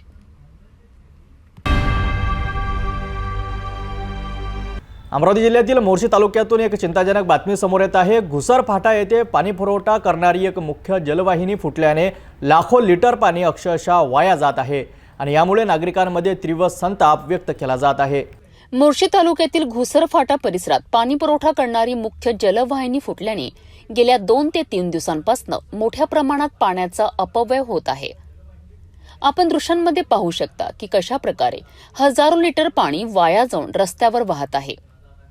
पाणी टंचाईच्या काळात पाण्याची ही उधळपट्टी अत्यंत गंभीर बाब आहे. स्थानिक नागरिकांच्या म्हणण्यानुसार हे लिकेज 2 ते 3 दिवसांपासून असेच आहेत आणि आतापर्यंत लाखो लिटर पाणी वाया गेले आहेत. स्थानिक प्रशासनाकडे या दुरुस्तीकरिता सातत्याने मागणी केली जात आहे, परंतु अद्याप कोणतीही ठोस कारवाई झालेली नाही. यामुळे परिसरातील नागरिकांना पाणी टंचाईचा सामना करावा लागू शकतो अशी भीती व्यक्त केली जात आहे. एकीकडे दुष्काळाचे सावट आणि दुसरीकडे पिण्याच्या पाण्याची अशी नासाडी, हे चित्र नक्कीच निराशाजनक आहे. तातडीने या जलवाहिनीची दुरुस्ती करावी अशी मागणी आता जोर धरू लागली आहे. आतापर्यंत आपण पाहिलं की घुसर फाटा येथील पाणी वाया जाण्याची ही समस्या किती गंभीर आहे. नागरिकांच्या मागणीनुसार संबंधित प्रशासनाने लवकरात लवकर याकडे लक्ष देऊन जलवाहिनीची दुरुस्ती करावी, जेणेकरून पाण्याची ही नासाडी थांबेल आणि नागरिकांना पुरेसे पाणी मिळेल. आम्ही यावर लक्ष ठेवून आहोत. आणि या संदर्भात पुढील अपडेट तुमच्यापर्यंत पोहोचत राहू. तोपर्यंत पाहत रहा सिटी न्यूज. नमस्कार, मी रोहित खडे आणि आपण पाहत आहात सिटी न्यूज चॅनल. महाराष्ट्रातील शेतकऱ्यांवर पुन्हा एकदा निसर्गाचं नाही तर मानव निर्मिती संकट ओढवलं आहे. अमरावती जिल्ह्यातील तिवसा तालुक्यातून एक धक्कादायक बातमी समोर येत आहे. शिरसगाव, मोजरी आणि अनकवाडी येथील शेतकऱ्यांनी बापना कंपनीच्या सोयाबीनची पेरणी केली, पण गेल्या 15 दिवसांपासून हे बियाणं उगवलंच नाहीत. यामुळे आता बोगस बियाण्याचा बाजार किती मोठ्या प्रमाणात फोफावला आहे हे पुन्हा एकदा सिद्ध झालं आहे. या बोगस बियाण्यामुळे शेतकऱ्यांच्या डोक्यावर दुबार पेरणीचं संकट आलं आहे. काय आहे नेमकी परिस्थिती पाहूया आमच्या सविस्तर रिपोर्टमध्ये. अमरावती जिल्ह्यातील तिवसा तालुक्यातील शिरसगाव, मोजरी आणि अनकवाडी येथील शेतकऱ्यांनी यंदा भरघोस उत्पादनाच्या आशेने बापना कंपनीच्या सोयाबीन बियाण्याची पेरणी केली होती. शेतकऱ्यांनी लॉट क्रमांक 000789 असलेले बियाणे खरेदी केले. मात्र हा लॉट नंबरच बोगस निघाल्याने शेतकऱ्यांच्या आशेवर पाणी फेरले गेले आहे. रविवारी सकाळी सर्व शेतकरी आपापल्या शेतात गेले असता त्यांना शेजारच्या शेतकऱ्यांनी पेरणी केलेले सोयाबीन उगवलेले दिसले. पण ज्या शेतकऱ्यांनी बापना कंपनीचे सोयाबीन पेरले होते त्यांच्या शेतात एकही दाणा उगवलेला दिसला नाही. या बोगस बियाण्यामुळे जवळपास 60 हेक्टर क्षेत्रफळावरील पेरणी वाया गेली आहे. याचा परिणाम म्हणून हंगामाच्या सुरुवातीला शेतकऱ्यांवर मोठे आर्थिक संकट कोसळले आहे. या गंभीर परिस्थितीनंतर सर्व शेतकऱ्यांनी एकत्र येत बियाणे विक्रेता आणि कंपनीचे एरिया मॅनेजर यांना शेतात बोलवले. शेतकऱ्यांनी त्यांना शेतातील परिस्थिती दाखवून दिली. कंपनीच्या प्रतिनिधींनी बियाण्यांमध्ये दोष असल्याचे मान्य केले आहे. त्यांनी शेतकऱ्यांना 2 दिवसात नुकसान भरपाई देण्याचे आश्वासन दिले आहे. या बोगस बियाण्यामुळे शेतकऱ्यांना मोठा आर्थिक फटका बसला आहे. प्रति बॅग सोयाबीनसाठी येणारा खर्च शेतकऱ्यांनी काढला आहे. यामध्ये शेती मशागतीसाठी ₹2000, बापना सोयाबीन बॅगसाठी ₹3200, बियाणे बुरशीनाशकासाठी ₹400, सल्फेटसाठी ₹1450, सल्फर खतासाठी 620, तूर 1 एकरासाठी 1500, पेरणी यंत्रासाठी 1 एकरामागे ₹1000, सुमी मॅक्ससाठी ₹930 आणि मजुरी खर्चासाठी ₹1500 असा एकूण ₹12600 खर्च प्रति बॅग मागे आला आहे. ही रक्कम आता वाया गेली असून शेतकऱ्यांना दुबार पेरणीचा खर्च करावा लागणार आहे. समजा आता सोमवारी पेरलाय, गेले समजा आता 7 दिवस आज होऊन गेले, अजूनपर्यंत याच्यात कोणतीच उगम क्षमता आहे नाही. आणि दुसरी गोष्ट म्हणजे आमचा खर्च झाला, आता पुन्हा शेत करायला लागते. याची परिस्थिती आहे नाही शेतकऱ्याची. आणि कंपनीचं बियाणे बोगस निघालं. काय समज अजय कुंडलिकराव, कंपनीचं नाव बापना आणि लॉट नंबर आहे 00789 सोयाबीन बापना 111. सोमवारी हे शेत पेरलेलं आहे. त्याच शेतात 2 भाग आहे आणि 5001 नावाचं शेत पेरलं रुचीचं, ते चांगलं निघालंय. आणि हे बापनाचं निघालं नाही. पेर एकाच दिवसाची आहे, ट्रॅक्टरही एकच आहे, शेतही एकच आहे. मी एक शेतकरी आहे, शिरसगाव, मोजरी तालुका, तिवसा, जिल्हा अमरावती. हे मी बापनाचं बियाणं आणलेलं होतं 4 बॅग, आणि हे 4 बॅग पैकी एकही बॅग शेतामध्ये निघालं नाही, तुम्ही पाहू शकता. आणि हे दुसरी कंपनीचं बियाणं आहे. हे दुसरं बियाणं पहा, एकाच तारखेचं पेरणं आहे आमचं, 16 तारखेचं निघालेलं आहे. आणि आमचं हे शेतामधलं बियाणं पहा, हे कंपनीने आमची टोटल फसवणूक केलेली आहे. हे सर्व कास्तकार आम्ही जे बापनाचे घेतले आहे, या शिरसगाव, मोजरी या बापना कंपनीची एकही बॅग निघालेली नाही आहे. तरी आमचं म्हणणं एकच आहे कंपनीवाल्यांना, सरकारला, की आमचं जे लागणारा खर्च आहे फक्त इतकंच द्या. कारण आज आमची वेळ आहे हे 2 दिवस पेराची, आणि जर या 2 दिवसामध्ये जर पेरणं झालं नाही तर आमची वर्षभराची खायची सोय कशी लागणार आहे. यानं सरकारने या गोष्टीचा निर्णय घ्यावा अशी आमची सर्व कास्तकाराविषयी विनंती आहे. केवळ एक बोगस लॉट नंबरमुळे शेकडो शेतकऱ्यांचे स्वप्न आणि त्यांची कष्टाची कमाई माती मोल झाली आहेत. कंपनीने नुकसान भरपाई देण्याचे आश्वासन दिले असले तरी या घटनेमुळे बियाणे विक्रीतील गैरप्रकार पुन्हा एकदा चव्हाट्यावर आले आहेत. शेतकऱ्यांनी आता अधिक सावध राहण्याची गरज आहे आणि सरकारनेही अशा बोगस बियाणे विक्रेत्यांवर कठोर कारवाई करणे आवश्यक आहे. शेतकरी बांधवांनो, एक अत्यंत गंभीर आणि चिंताजनक बातमी समोर येत आहे. अकोला जिल्ह्यातील पातूर तालुक्यातून शेतकऱ्यांची फसवणूक झाल्याचा धक्कादायक प्रकार उघडकीस आला आहे. बोगस सोयाबीन बियाणे वाटपामुळे शेतकरी संकटात सापडला असून कृषी विभागाच्या कार्यपद्धतीवर प्रश्नचिन्ह निर्माण झाले आहे. पातूर तालुक्यातील आलेगाव येथील शेतकरी निलेश तोताराम कापकर यांनी कृषी विभागाविरोधात गंभीर तक्रार दाखल केली आहे. 2025च्या खरीप हंगामाकरिता 100% अनुदानित स्वरूपात ऑनलाईन सोडतीद्वारे वितरित करण्यात आलेल्या सोयाबीन बियाण्यांमध्ये गंभीर अनियमितता आढळल्याचा आरोप त्यांनी केला आहे. कापकर यांच्या वडिलांना तोताराम नामदेव कापकर यांना मिळालेली बियाणी पिशवी पूर्णतः निकृष्ट, बुरशीग्रस्त आणि अंकुरण शक्ती नगण्य अवस्थेत असल्याचे प्रत्यक्ष पाहणीमध्ये स्पष्ट झाले आहेत. ही केवळ एकट्या कापकर कुटुंबाची समस्या नसून पातूर तालुक्यातील इतरही अनेक शेतकऱ्यांना अशाच प्रकारच्या बोगस बियाण्यांचा अनुभव आल्याचे समोर आले आहेत. या गंभीर प्रकारामुळे पातूर तालुक्यातील शेतकरी वर्गात तीव्र असंतोष पसरला असून कृषी विभागाने याकडे गांभीर्याने लक्ष देणे अत्यंत आवश्यक बनले आहे. या प्रकरणी पातूरचे तहसीलदार डॉक्टर राहुल वानखडे यांनी या तक्रारीवर कृषी विभागातील वरिष्ठांसोबत चर्चा केली असून चौकशी करण्याचे आश्वासन दिले आहेत. मात्र शेतकऱ्यांची मागणी स्पष्ट आहे. बीज अधिनियम 1966 आणि बियाणे नियंत्रण आदेश 1983 नुसार अशा बोगस बियाण्यांचे वितरण हा दंडनीय गुन्हा आहे. त्यामुळे दोषी एजन्सी आणि अधिकाऱ्यांवर तत्काळ फौजदारी कारवाई करण्याची मागणी शेतकऱ्यांनी केली आहे. यासोबतच या बियाण्यांची प्रयोगशाळेच्या माध्यमातून वैज्ञानिक तपासणी करून अहवाल सार्वजनिक करावा. शेतकऱ्यांना बियाण्यांची किंमत, पेरणी आणि मजुरी खर्चासह संपूर्ण नुकसान भरपाई मिळावी आणि भविष्यात अशा फसवणुकीस आळा घालण्याकरिता कठोर उपाययोजना कराव्यात, अशा प्रमुख मागण्या शेतकरी निलेश कापकर यांनी केल्या आहेत.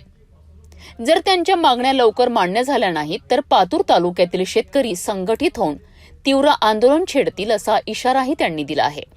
पातूर तालुका कृषी विभागामार्फत शेतकऱ्यांना ऑनलाईन सोडती जे मोफत बियाणे देण्यात येत आहे ते पूर्णतः निकृष्ट दर्जाचे बियाणे आहे, जुने बियाणे आहे.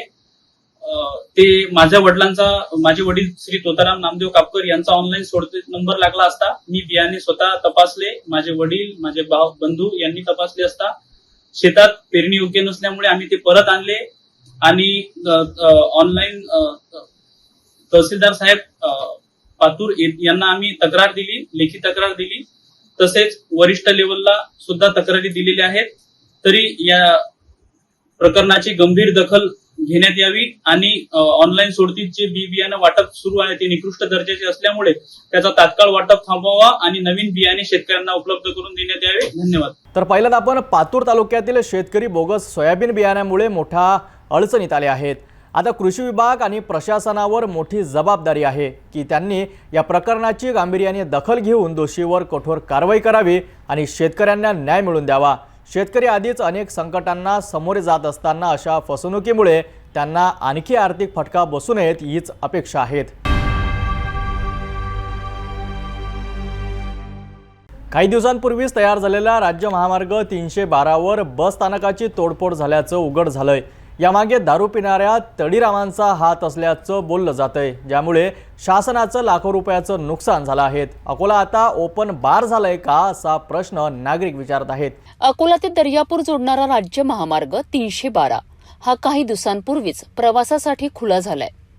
या मार्गावर प्रवाशांच्या सोयीसाठी अनेक ठिकाणी छोटी बस स्थानक उभारण्यात आली होती. मात्र काही दिवसांपासून या बस स्थानकांची तोडफोड झाल्याचे चित्र समोर येत आहे. स्थानिक नागरिकांच्या म्हणण्यानुसार काही तडीराम या बस स्थानकांजवळ दारू पिऊन गोंधळ घालतात आणि त्यानंतर बस स्थानकांवरील खुर्च्यांची तोडफोड करतात. यामुळे शासनाचं लाखो रुपयांचं नुकसान झालं आहे.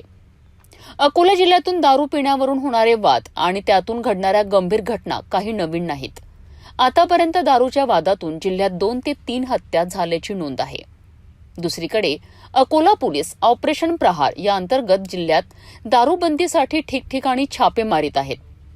मात्र राज्य महामार्ग 312 वरील बस स्थानकांची तोडफोड थांबलेली नाही. यामुळे नागरिकांमध्ये संताप व्यक्त होत आहे आणि अकोला हे ओपन बार झालंय का असा प्रश्न विचारला जातोय. या गंभीर परिस्थितीवर नियंत्रण मिळवण्याकरिता पोलीस अधीक्षकांनी राज्य महामार्गावर रात्रीची गस्त वाढवावी आणि अशा घटनांवर अंकुश लावावा अशी मागणी जोर धरत आहे.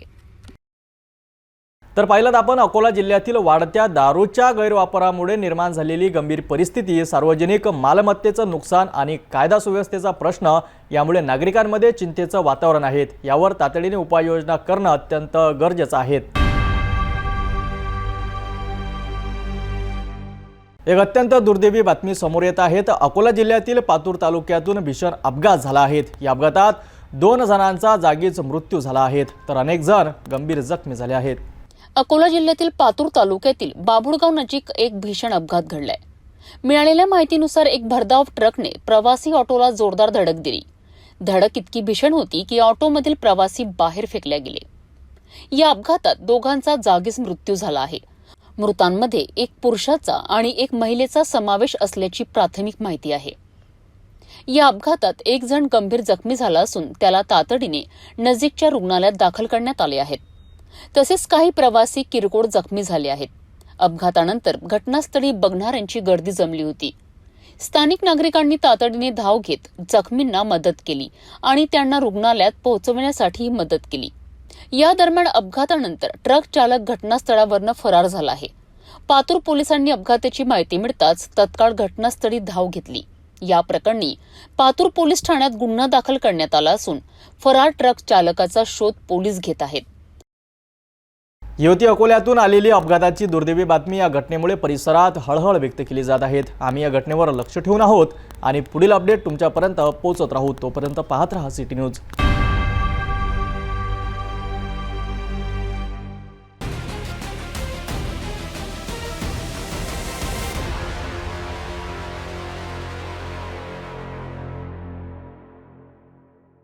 नागपूर हैदराबाद राष्ट्रीय महामार्गावर पोलिसांनी फिल्मी स्टाईलने पाठलाग करत गोवंश तस्करी करणाऱ्या एका ट्रकला पकडला आहे.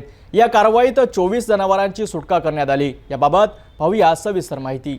यवतमाळ जिल्ह्यातील वडकी पोलिसांनी नागपूर ते हैदराबाद या राष्ट्रीय महामार्गावर एका गोवंश तस्करी करणाऱ्या ट्रकला मोठ्या शिताफीने पकडले. पोलिसांना या ट्रकमध्ये 24 गौवंश कोंबून नेले जात असल्याची माहिती मिळाली होती. या माहितीच्या आधारे पोलिसांनी ट्रकाचा सिनेस्टाईल पाठलाग केला. विशेष म्हणजे या ट्रकचा एक टायर फुटलेला असतानाही चालक अत्यंत बेदरकारपणे वाहन चालवत होता, ज्यामुळे महामार्गावर मोठा अपघाताचा धोका निर्माण झाला होता. मात्र पोलिसांनी धाडसी पाठलाग करत अखेर हा ट्रक ताब्यात घेतला. ट्रकची तपासणी केली असता त्यात क्रूरपणे कोंबलेले 24 गोवंश आढळून आले. पोलिसांनी तात्काळ सर्व जनावरांची सुटका केली. या मार्गावरून तेलंगणा आणि आंध्र प्रदेशमध्ये मोठ्या प्रमाणावर गोवंश तस्करी होत असल्याची माहिती समोर येत आहे. वडकी पोलिसांनी या प्रकरणाचा अधिक तपास सुरू केला आहे. तर यवतमाळ पोलिसांनी केलेल्या या कारवाईमुळे गोवंश तस्कराचे धाडस मोडून काढण्यात मदत झाली आहे. या प्रकरणात आणखी कोण सहभागी आहेत आणि याचा तपास आता पोलीस करीत आहेत. या घटनेवर पुढील अपडेटसाठी पाहत रहा सिटी न्यूज. एका हृदयद्रावक घटनेनंतर प्रसिद्ध कथावाचक पंडित प्रदीप मिश्रा यांनी व्यक्त केलेल्या शोकसंवेदना, केदारनाथ हेलिकॉप्टर दुर्घटनेत ज्यांनी आपले प्राण गमाविले त्या जयस्वाल कुटुंबाला श्रद्धांजली वाहण्यासाठी पंडित प्रदीप मिश्रा यांनी वणी येथे दाखल झाले होते. वणी शहरात एक दुःखद घटना घडली. केदारनाथ येथे झालेल्या हेलिकॉप्टर अपघातात वणी येथील शिवभक्त जयस्वाल कुटुंबातील सदस्यांचा दुर्दैवी मृत्यू झाला. याच घटनेमुळे प्रसिद्ध कथावाचक पंडित प्रदीप मिश्रा यांनी जयस्वाल कुटुंबियांना श्रद्धांजली वाहण्यासाठी वणी येथे विशेष भेट दिली. फेब्रुवारी 2024 मध्ये शिवभक्त राजकुमार जयस्वाल आणि त्यांच्या पत्नी श्रद्धा जयस्वाल यांच्या पुढाकाराने वणी शहरात पंडित प्रदीप मिश्रा यांच्या काशी शिव महापुराण कथेचा एक भव्य कार्यक्रम आयोजित करण्यात आला होता. पंडित मिश्रा यांचे शिष्य असलेल्या राजकुमार जयस्वाल, त्यांची पत्नी श्रद्धा जयस्वाल आणि त्यांची 2.5 वर्षांची चिमुकली मुलगी काशी जयस्वाल या तिघांचेही 15 जून रोजी केदारनाथ येथे हेलिकॉप्टर अपघातात निधन झाले. पंडित मिश्रा हे नांदेपेरा रोडवरील राजकुमार जयस्वाल यांच्या निवासस्थानी पोहोचले. त्यांनी सर्वप्रथम राजकुमार, श्रद्धा आणि काशी जयस्वाल यांच्या प्रतिमेला श्रद्धांजली अर्पण केली. यावेळी पंडित मिश्रा अत्यंत भावुक झाले होते. त्यांच्या डोळ्यातून अश्रू वाहत होते, जे त्यांच्या शिष्य गमावल्याच्या दुःखाची तीव्रता स्पष्टपणे दर्शवत होते. श्रद्धांजली अर्पण केल्यानंतर त्यांनी जयस्वाल कुटुंबियांशी संवाद साधत त्यांचे सांत्वन केले. या हृदयद्रावक प्रसंगी पंडित प्रदीप मिश्रा यांच्या दर्शनासाठी आणि जयस्वाल कुटुंबाप्रती सहानुभूती व्यक्त करण्यासाठी वणी परिसरातील शिवभक्त मोठ्या संख्येने जयस्वाल यांच्या निवासस्थानी उपस्थित होते. श्री राजाजी जायसवाल, श्रीमती श्रद्धा जी जायसवाल और पुत्री काशी के इस दुर्घटना पर पूरा जायसवाल परिवार से हिला ही है, साथ में पूरा बनी क्षेत्र घिर हुआ है। इस पूरे क्षेत्र के वासियों को शिवमय करने वाला एक सुपुत्र का एक बेटी थी, जो किसी न किसी रूप में, हम तो कहेंगे कि शंकर का ही एक अंश थे दोनों, पार्वती और शिव का, जो शिव के ही धाम में लीन हो। पर यह है कि ये घटना हृदय को कचोटने वाली है। जिस अवस्था में लोग किसी न किसी रूप में सेवा क्रम में रहते हैं, जिस अवस्था में प्राणों को त्याग देना, ये बहुत बड़ी घटना है। मैं भगवान से यही प्रार्थना करता हूँ, शिव जी से, अपना कैलाश धाम तीनों को प्रदान करें और तीनों जीव कैलाश धाम पर रहकर शिव की सेवा में रहें। जैसे सेवा यहाँ करी, वैसे शंकर के चरणों की सेवा करें। उनके पूरे परिवार को यही सांत्वना देता हूँ कि आप सब धैर्य बांध कर, और वो पुत्र केवल आपका ही नहीं था, वो बहू केवल आपकी नहीं, वो बेटी केवल आपकी नहीं, पूरे वनीवासियों की थी, क्योंकि वनीवासियों को उन्होंने एक अलग प्रेरणा, अलग ऊर्जा दी थी, और जो वनी के लोग उनको जिंदगी भर कभी नहीं भूल सकते। दोनों बच्चों को यही कहूं कि इनकी विद्यार्जन अच्छा हो और बड़े आनंद के साथ पढ़े और अपने पापा मम्मी जैसा नाम कमाए। या दुःखद प्रसंगी पंडित प्रदीप मिश्रा यांचे आगमन आणि त्यांनी जयस्वाल कुटुंबियाप्रती व्यक्त केलेल्या संवेदना हे त्यांच्या गुरु शिष्य परंपरेतील आपुलकीचे प्रतीक आहेत. संपूर्ण वणी शहर जयस्वाल कुटुंबियाच्या दुःखात सहभागी आहेत. या घटनेने शिवभक्तांमध्ये आणि समाजात एक मोठी पोकळी निर्माण झाली आहे.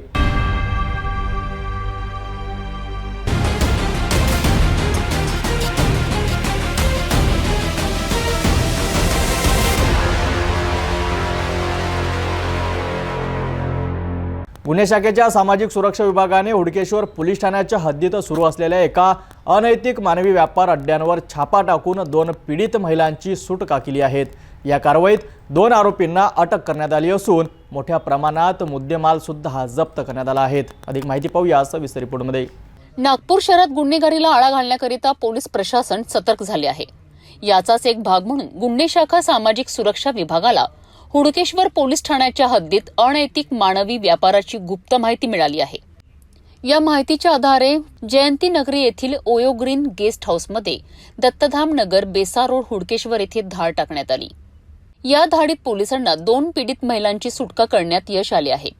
घटनास्थळावरून पोलिसांनी प्रज्वल सचिन टुले वय 22 वर्ष आणि 47 वर्षीय गंगाधर टुले या 2 आरोपींना अटक केली आहे.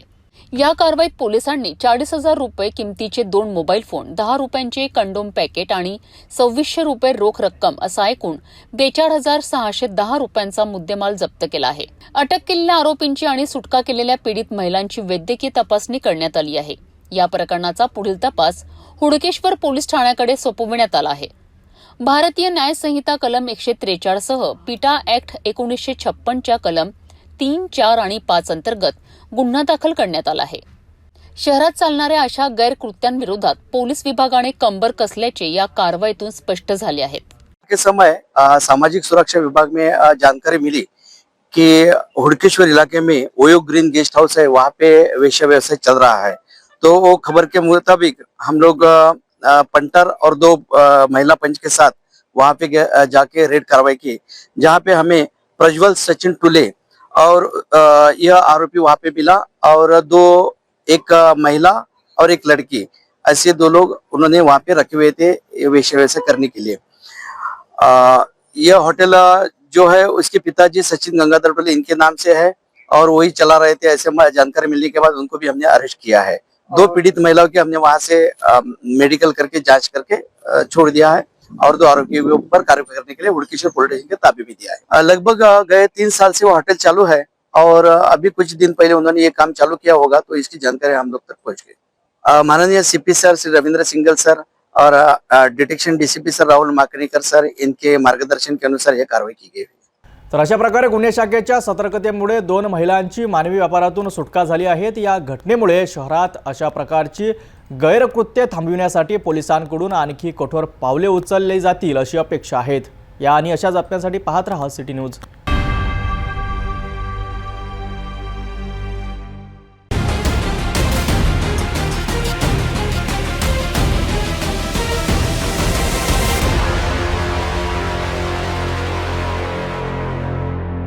नागपूर शहरातून एक मोठी बातमी समोर येत आहे। युनिट क्रमांक 3च्या पथकाने लकडगंज पोलीस ठाण्याच्या हद्दीतील जबरी चोरीचा गुन्हा उघडकीस आणला आहे।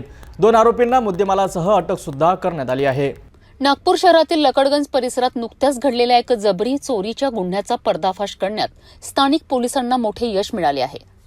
युनिट 3च्या पथकाने अत्यंत कौशल्याने तपास करत या गुन्ह्यात सहभागी असलेल्या 2 आरोपींना जेरबंद केले आहेत। पोलीस ठाणे लकडगंज येथे गुन्हा क्रमांक 456-25 अंतर्गत कलम 309(3) नुसार दाखल असलेल्या या गुन्ह्यात हिमांशू नामदेव चिंचुडकर वय 25 वर्ष आणि फैजार अनवर शेख वय 24 वर्ष या दोघांना अटक करण्यात आली आहे। पोलिसांनी आरोपींकडून गुन्ह्यात वापरलेली ॲक्टिवा क्रमांक MH49 CA 8067 ज्याची किंमत अंदाजे 1 लाख रुपये आहे तसेच 6,000 रुपये रोख रक्कम असा एकूण 1,06,000 रुपयांचा मुद्देमाल जप्त केलाय। आरोपींना ताब्यात घेतल्यानंतर त्यांची वैद्यकीय तपासणी करण्यात आली असून पुढील कायदेशीर कारवाईकरिता त्यांना जप्त केलेल्या मुद्देमालासह लकडगंज पोलीस ठाण्याकडे सोपविण्यात आले आहे। या कारवाईमुळे परिसरातून चोरीचे प्रमाण कमी होण्यास मदत होईल अशी अपेक्षा व्यक्त केली जात आहे। येवती नागपुरातून आलेली महत्त्वाची बातमी। युनिट क्रमांक 3च्या या यशस्वी कामगिरीमुळे पोलिसांच्या कार्यक्षमतेचे पुन्हा एकदा दर्शन झाले आहेत। पुढील अपडेटसाठी पाहत रहा सिटी न्यूज।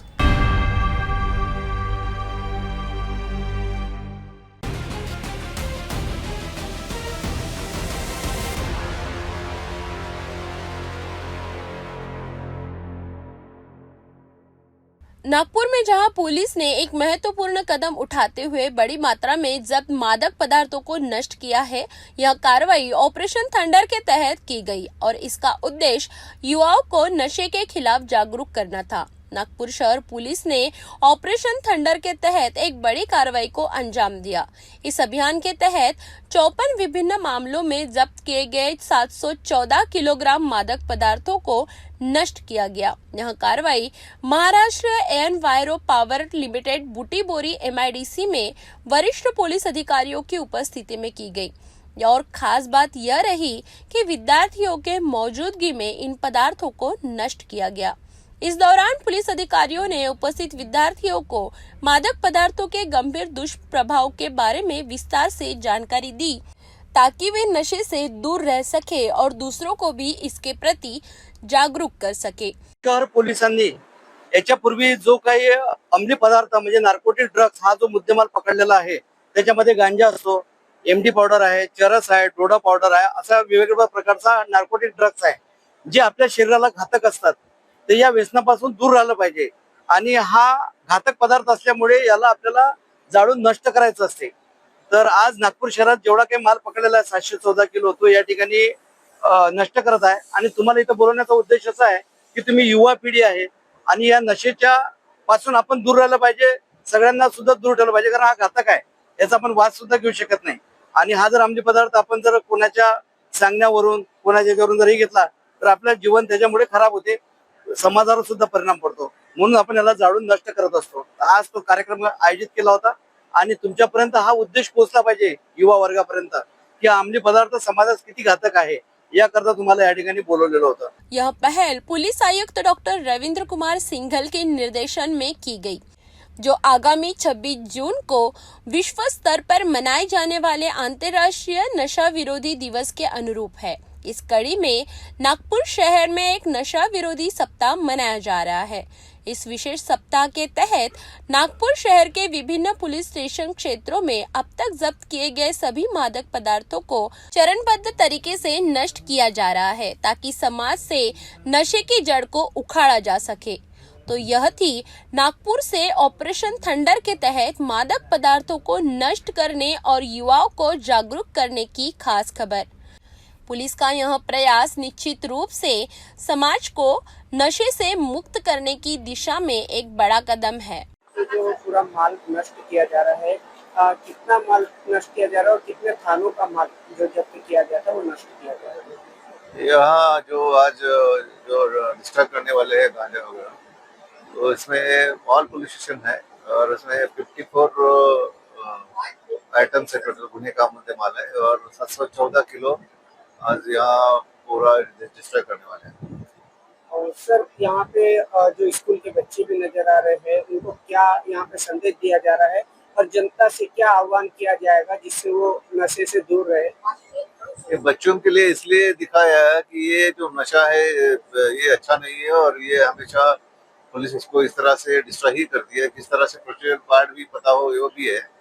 और मैं जनता के लिए ये कहूँगा कि नशा से हमेशा दूर रहना चाहिए। ये कोई अच्छी आदत नहीं है, हमेशा अपना घर खराब करने वाली है। तो अपने आप खुद और अपने बच्चों को भी ये नसीहत दे कि इसमें ना पड़े। सर, पुलिस प्रशासन की ओर से नागपुर वासियों के लिए एक तरफ ऑपरेशन थंडर चलाया जा रहा है और दूसरी तरफ नशे के कारोबारियों पर शिकंजा कसा जा रहा है, तो किस तरीके से ये मुहिम आगे भी सतत चालू रहेगी और कितने थानों के तहत ये सब चालू रहेगा? हमारे सीपी सर जो सिंगल सर है उन्होंने ऑपरेशन थंडर पहले से स्टार्ट किया हो और अभी तो 20 से 26 तक तो एंटी ड्रग अब्यूज डे चल रहा है, तो उसमें ये कंटिन्यूअली कार्रवाई चल रही है और ये हमेशा आगे चलती रहेगी। लोगों को जिसको भी कुछ इस बारे में पता हो तो पुलिस को इत्तला कर दे ताकि we will take the action.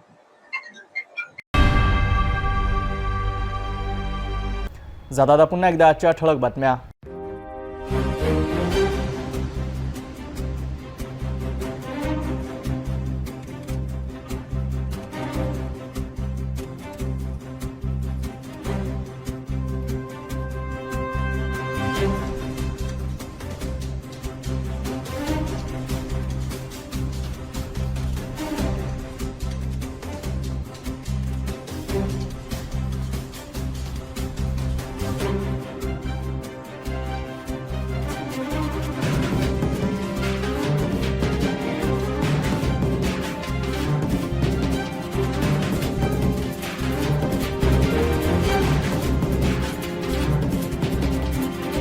आपण आता सिटी न्यूज चॅनल आपल्या टीव्हीवर सुद्धा बघू शकता, ज्यामध्ये next channel number 117, Jio channel number 872, जेटीबेल channel number 73, RRC 899, Fastway channel number 256 वर। आता अमरावती विदर्भानंतर महाराष्ट्र दर्शक घर बसल्या आपल्या केबल टीव्हीवर सिटी न्यूज बातमी पाहू शकाल। लवकरच आम्ही आपल्यापर्यंत पोहोचणार आहोत। जर आपल्या केबल टीव्हीवर सिटी न्यूज चॅनल दिसत नसेल तर आपण आपल्या केबल ऑपरेटरशी संपर्क करावा। सिटी न्यूज केबलच्या व्यतिरिक्त यूट्यूब, फेसबुक, इंस्टाग्राम आणि ट्विटरवर सुद्धा बघू शकता। याकरिता सोशल मीडिया अकाउंट सबस्क्राइब करा, फॉलो करा, लाईक करा। यूट्यूब अकाउंट सबस्क्राइब करण्याकरिता सबस्क्राइब बटनला क्लिक करा आणि बेल आयकॉन दाबायला विसरू नका, कारण सर्वाधिक समाचार आपल्यापर्यंत पोहोचणार आहेत। तर सिटी न्यूजचे फेसबुक पेज लाईक करा, इंस्टाग्राम आणि ट्विटर हँडल फॉलो करा। आपण व्हॉट्सअपवर सुद्धा देऊन सुद्धा न्यूज प्राप्त करू शकता। हे बातमीपत्र एवढ्यावरच थांबूया। पुन्हा भेटून घडामोडीसोबत। नमस्कार।